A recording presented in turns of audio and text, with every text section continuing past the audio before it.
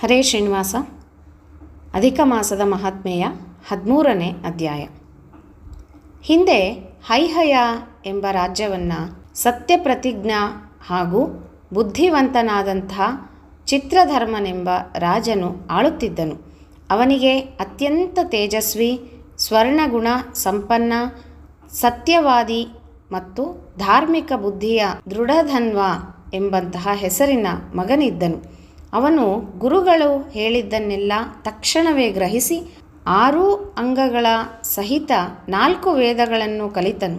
ಗುರುಗಳ ಪೂಜೆ ಮಾಡಿ ಗುರುದಕ್ಷಿಣೆ ನೀಡಿ ಅವರ ಅಪ್ಪಣೆ ಪಡೆದು ರಾಜಧಾನಿಗೆ ಹಿಂತಿರುಗಿದನು.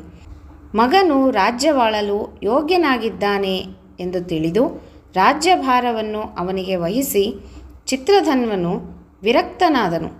ಭಗವಂತನ ನಾಮಸ್ಮರಣೆ ಮಾಡುತ್ತಾ ಜೀವನ್ಮುಕ್ತಿ ಪಡೆಯುವುದಕ್ಕಾಗಿ ಪುಲಿಹಾಶ್ರಮಕ್ಕೆ ಬಂದನು. ಅಲ್ಲಿ ನಿರಾಹಾರಿಯಾಗಿ ಶ್ರೀಕೃಷ್ಣನನ್ನೇ ಧ್ಯಾನಿಸುತ್ತಾ ತಪಸ್ಸನ್ನಾಚರಿಸಲು ಪ್ರಾರಂಭಿಸಿದನು. ಕೊನೆಗೆ ವಿಷ್ಣು ಲೋಕವನ್ನು ಸೇರಿದನು. ಇತ್ತ ದೃಢಧನ್ವನು ಸಕಲ ಗುಣ ಸಂಪನ್ನೆಯಾದಂತಹ ಗುಣವತಿ ಎಂಬ ಕನ್ಯೆಯೊಡನೆ ವಿವಾಹವಾದನು.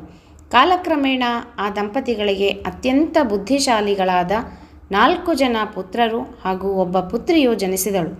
ಒಮ್ಮೆ ರಾಜನು ರಾತ್ರಿ ಮಲಗಿರುವಾಗ ತನ್ನ ಈ ಸಕಲ ವೈಭವವು ಯಾವ ಪುಣ್ಯದ ಕಾರಣದಿಂದ ದೊರಕಿರಬಹುದೆಂದು ಯೋಚಿಸತೊಡಗಿದನು.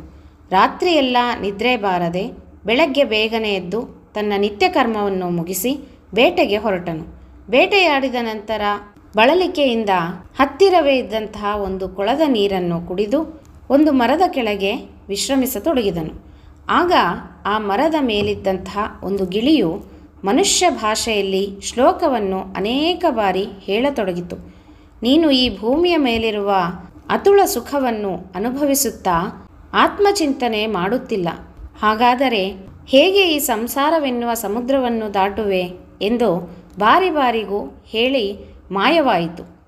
ಈ ಗಿಳಿಯು ಏಕೆ ಹೀಗೆ ಈ ರೀತಿ ಹೇಳಿತು ಎಂದು ಯೋಚಿಸುತ್ತಾ ರಾಜನು ಮನೆಗೆ ಬಂದನು. ಅದೇ ವಿಚಾರ ಮಾಡುತ್ತಾ ರಾಜನು ನಿದ್ರಾಹಾರಗಳನ್ನು ಬಿಟ್ಟನು. ರಾಣಿಯು ಎಷ್ಟು ಬಾರಿ ಕೇಳಿದರೂ ರಾಜನು ಏನೂ ಮಾತನಾಡುತ್ತಿರಲಿಲ್ಲ. ಎಂಬಲ್ಲಿಗೆ ಪುರುಷೋತ್ತಮ ಮಾಸ ಮಹಾತ್ಮೆಯ 13ನೇ ಅಧ್ಯಾಯ ಸಂಪೂರ್ಣವಾಯಿತು.